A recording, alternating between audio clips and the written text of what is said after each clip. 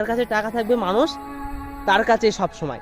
একটা উদাহরণ দিচ্ছি, যেমন তোমাদের গ্রামে নেতাটা যেই নেতা আছে দেখবে সে একটা পাওয়ারফুল অন্যরকম একটা পদে আছে, বাট তার কাছে মানুষ সবসময় যাবে। একটা অন্য মানুষের কাছে কি সে যাবে বিচারের জন্য বা অন্য কিছুর জন্য যাবে?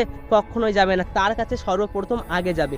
তাহলে তোমাদেরও এমনভাবে নিজেকে তৈরি করবে যেন তোমার কাছে টাকা থাকে, তোমার কাছে সব মানুষজন আসে। হঠাৎ ধরো তোমাকে কেউ ধোকা দিয়েছে, বাট সেই মেয়েরা একদিন নিজে থেকে পস্তাবে যে আমি কি ভুল করেছি।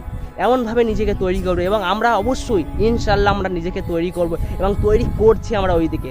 ঠিক আছে, তোমরা সবাই একটা বিভিন্ন ধরনের ব্যবসার দিকে চলে যাবে মানুষ। ঠিক আছে, ব্যবসা আল্লাহ বারাকা দিয়েছে, তাহলে তোমরা এই ব্যবসার দিকে যাবে। ঠিক আছে, ব্যবসার দিকে গেলে ইনশাল্লাহ আরও বিশাল একটা বড় দিকে তোমরা চলে যাবে। নিজেকে এমনভাবে তৈরি করবে যেন তোমাদের সেখানে একটা বিশাল একটা মানুষের পরিচয়টা অন্যরকম হয়ে যায়। ঠিক আছে, মানুষ সবসময় তোমাকে ভালোভাবে সম্মান করে, আর সম্মান অবশ্যই করবে তোমার কাছে টাকা থাকলে। তোমার কাছে টাকা না থাকলে জীবনে সে তোমার তাকাবেও না। ঠিক আছে, তাহলে নিজেকে এমনভাবে তৈরি করবে যেন মানুষ তোমার পিছনে পিছনে ঘোরে। ঠিক আছে, এটাই যেন টার্গেট থাকে তোমাদের মেন। ঠিক আছে, তো বাই।